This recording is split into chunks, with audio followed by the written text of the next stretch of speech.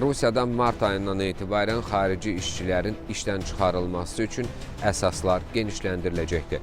Belə ki, Rusiyadan mart ayından etibarən regionlarda xarici işçi qüvvəsinin cəlb edilməsinə məhdudiyyətlər tətbiq olunduğu hallarda işə götürənlər miqrantları işdən çıxarmaq hüququ əldə edəcəklər. Bu barədə müvafiq sənəddə qeyd olunur və yeni qanun 1 mart 2026-cı il tarixindən qüvvəyə minir. Bundan əvvəl Rusiyanın əmək məcəlləsində xarici vətəndaşla əmək müqaviləsinə xitam verilməsi üçün əsas kimi yalnız federal səviyyədə tətbiq olunan məhdudiyyətlər nəzərdə tutulurdu. Artıq bu siyahıya regional hakimiyyət orqanlarının qərarları da əlavə edilibdir. İzahat qeydində bildirilir ki, 2025-ci ildə bu cür məhdudiyyətlər, məsələn, Moskva vilayətində, Krasnodar diyarında, Novqorod və Nijni Novqorod vilayətlərində tətbiq olunubdur.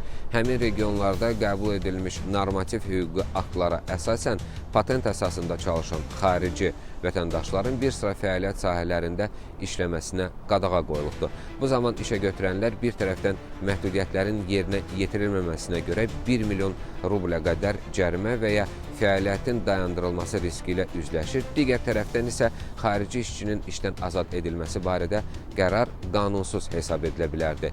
Yeni dəyişiklik isə bu hüquqi boşluğu aradan qaldırır.